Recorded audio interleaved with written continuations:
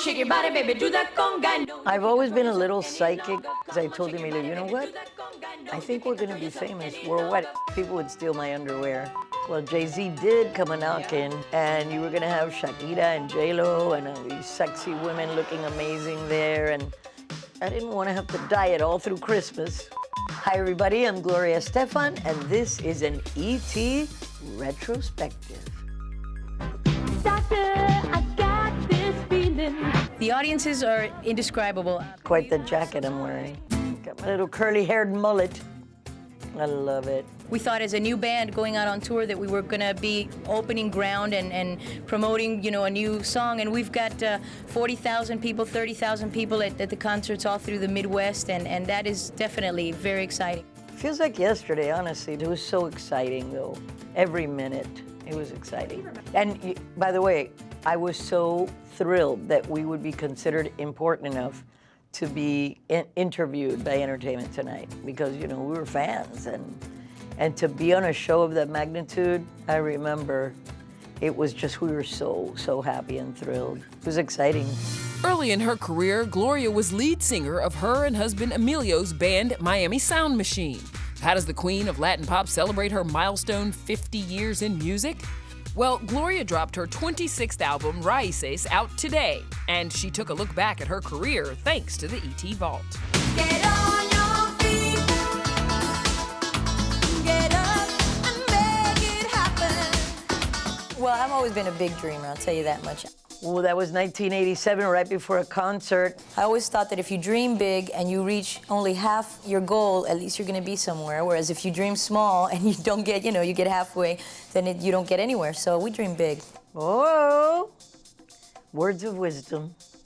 It's the truth. There's no word that really lights a fire under your butt than the word no. So we had to consistently convince people that what we wanted to do was something that was going to be marketable and that people were going to like it. Don't you fight it till you try to do that conga beat. Conga, believe it or not, we started playing that before we recorded it, because we wrote it in Holland. Emilio had brought his accordion. He goes, let's play the old Cuban congas that we did at the end of the gigs. And I go, but they don't speak Spanish. He goes, English either, they're Dutch. I go, all right, why not? The audience went crazy. Come on, shake your body, baby, do that conga. I've always been a little psychic ever since I was a little girl, and I would get these flashes in my head of things, and it was like there was a certainty to it. So when we were playing these little gigs, I told Emilio, you know what? I think we're going to be famous worldwide. Oh my gosh. That piano's still there. And here are my favorite awards. This is the BMI Songwriter of the Year Award, and this is the American Music Award. Now that mantle has 26 Grammys on it between Emilio and me. When you come from the bottom together, it makes the whole thing special. It's nothing like Gloria's a superstar now, and I just met her. You know, we met when we was real young, and we worked real hard, both of us. And there's no competition. Emilio and I are each other's best cheerleader.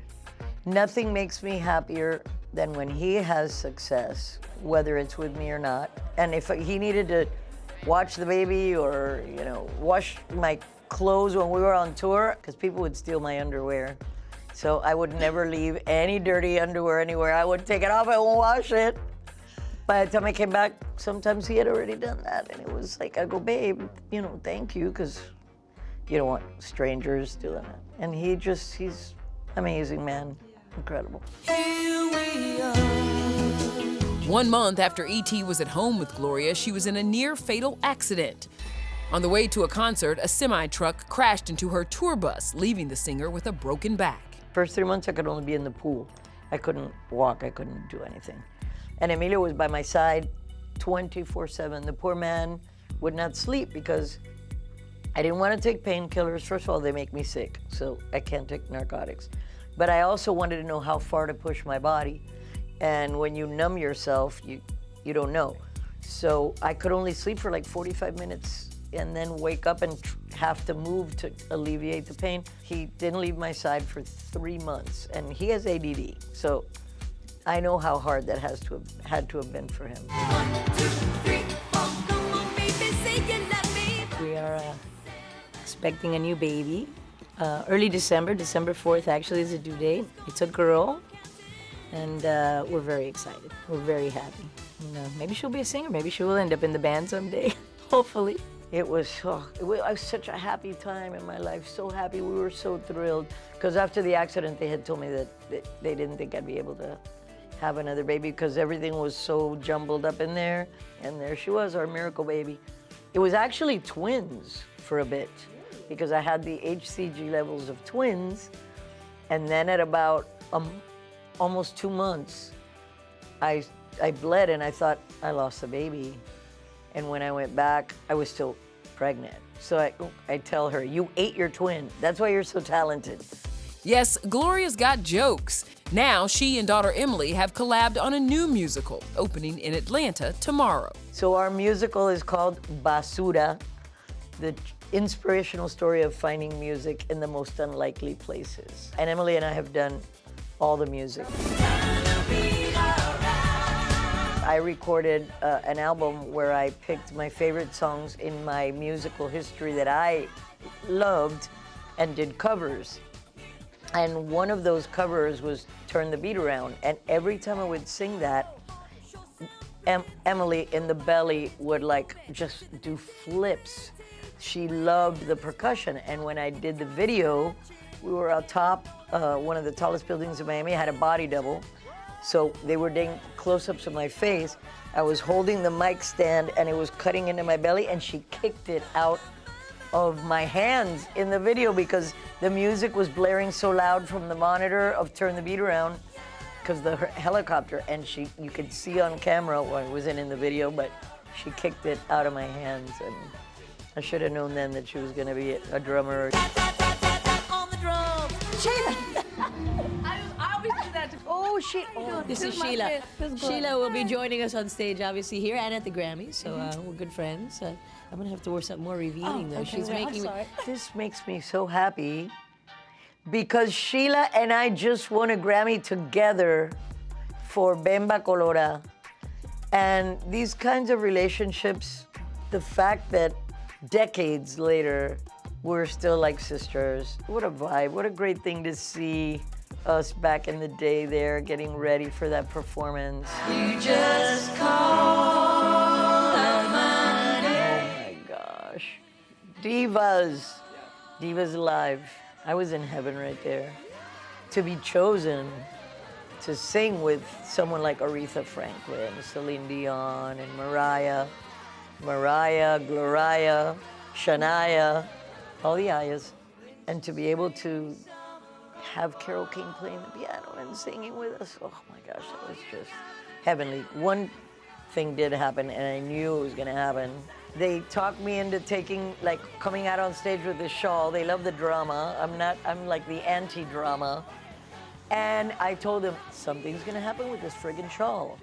And sure enough, I go out, the shawl falls, it catches on my heel. I'm trying to get my shoe off the scarf. And I kept thinking, I'm gonna kill this when I get out. But you know, you make fun and you go with it. It's live, things happen. You were the song that always made me sing. We had such a good time shooting that video, and it was very special. I vibed a lot with Lance. We were sitting there looking through old yearbooks, Miami High, and the song did really well. Was nominated for an Oscar. What's the matter? You got cooties or something? Oh, apparently. It was phenomenal. It was my first acting role in that movie. My first scene I ever shot on film was one-on-one with Meryl Streep. Talk about baptisms of fire. She was the most incredible. She was a master class in acting, just watching her interact. The rhythm is gonna get you. Another career highlight, the Super Bowl. The then 34-year-old made history as the first Latin artist to ever headline a halftime show. I love football, and I thought it was a great thrill. Probably have the best seats in the house. At that point, I was kind of afraid of heights. And they put me on this tiny little circle stage and brought me all the way up to the top of the stadium. And in the meantime, I'm singing and I'm going, oh my God, And at the same time, I'm thinking millions of people are watching this right now. So I had to kind of like block it out. Emilio, he's always, thank God that he's so motivational. And you can do this, because if it were up to me, oh, hell no. It's like, what is that? Yep, she even turned down a chance to join J-Lo and Shakira on stage. Well, Jay-Z did come a knocking, but you know what? I done it twice successfully. And I think that, you know, everything has its moment in history. And you were gonna have Shakira and J-Lo and these sexy women looking amazing there. And I didn't wanna have to diet all through Christmas. La mujer que al amor no se asoma. You're killing me here. I never thought that she was going to be able to be in front of the people in the stage because she was shy and very humble, very different completely. She turns lights on and off for me all the time. All the time. I'll start talking about her, lights start flashing. This was very rare, by the way.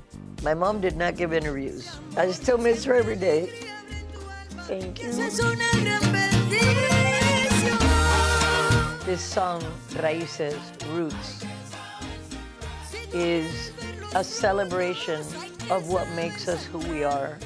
And to me, who makes us who we are is our family.